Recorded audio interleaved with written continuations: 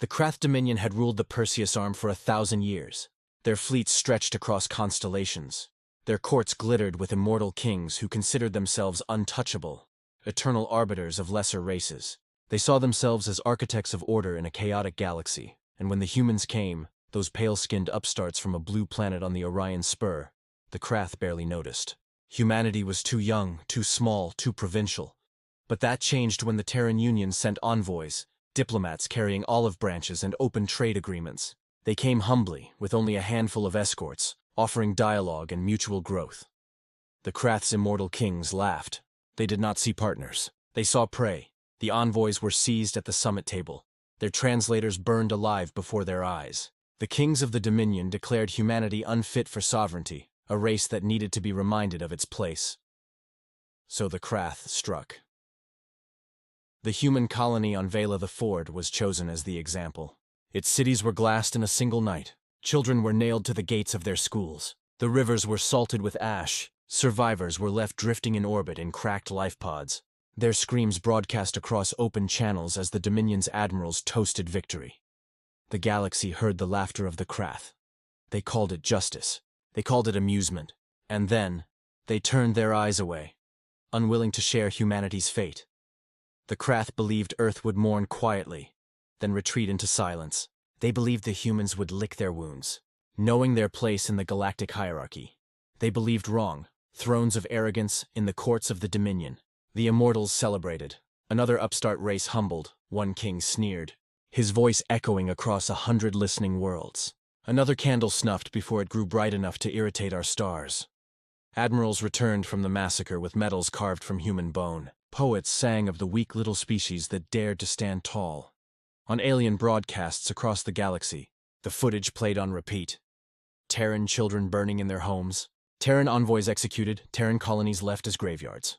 And the king smiled for what was one more race among thousands. They are too civilized to respond, declared the Dominion's High Regent. These humans speak endlessly of law, of restraint, of diplomacy. They are chained by their own words. They will do nothing.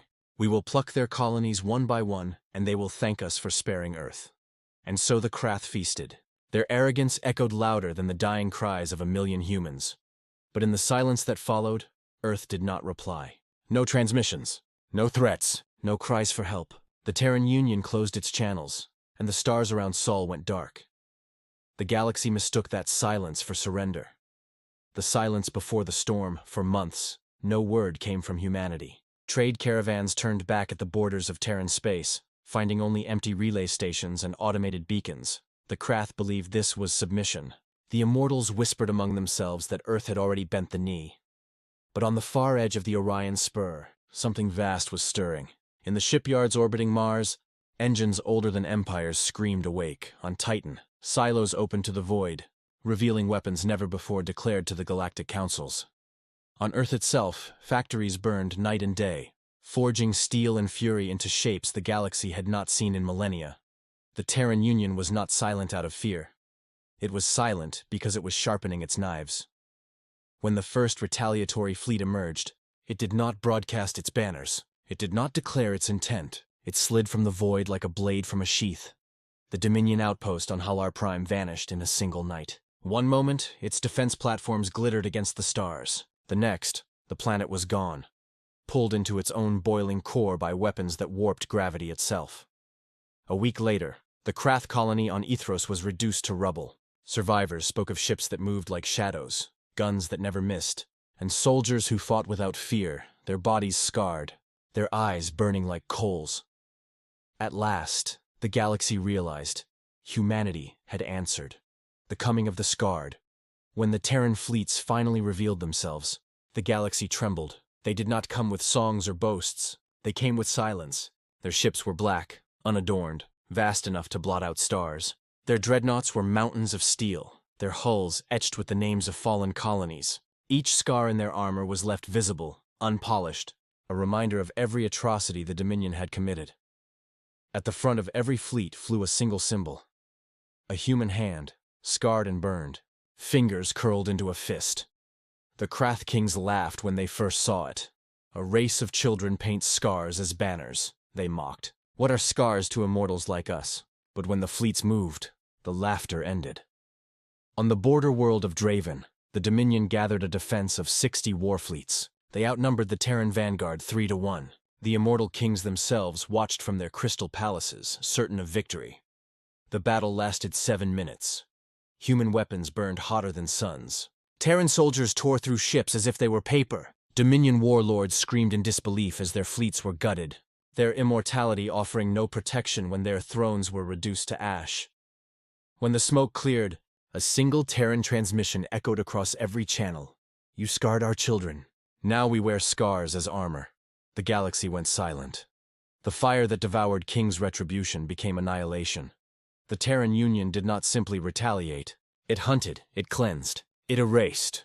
World by world, system by system, the human fleets advanced. Every scar they bore was answered with fire. Cities of marble and crystal, built by the Dominion over 1,000 years, fell into dust in a single night.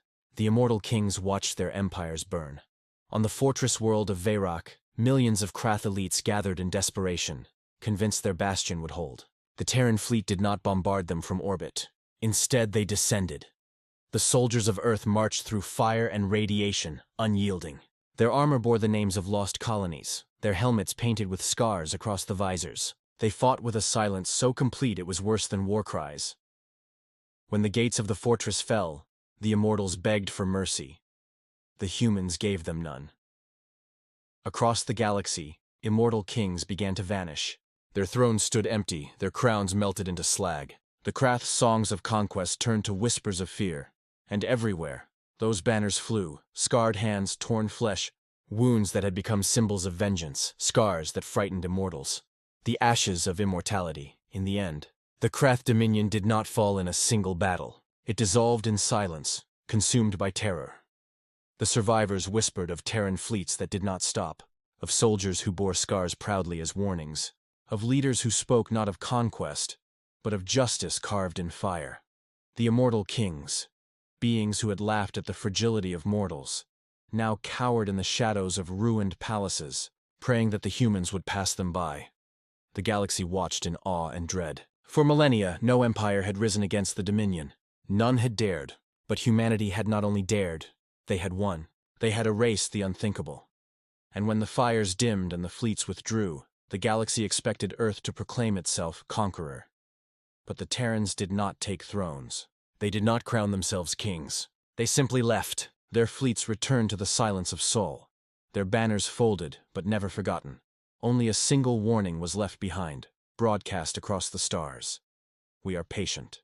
We are peaceful. But if you wound us, we will make scars into weapons, and we will carve our vengeance into eternity."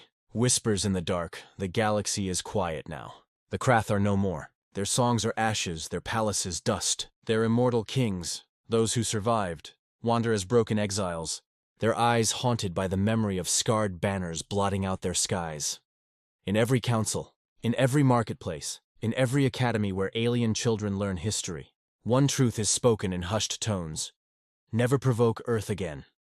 For humanity does not seek war. It does not crave blood. It waits, it endures, it offers peace with open hands. But if those hands are struck, if the scars of its people are mocked, if its children are burned, then those same hands will clench into fists that even immortal kings cannot withstand. And so the galaxy learned fear, not of humanity's strength, though it was vast, not of humanity's weapons, though they were terrible, but of humanity's scars, each one a reminder that mortals can endure pain no immortal could ever fathom. Scars that became banners, banners that frightened, kings who thought themselves eternal, banners that whispered into the silence of the stars. Do not mistake our patience for weakness. Do not mistake our scars for surrender. For if you harm us, we will return, and our vengeance will be infinite.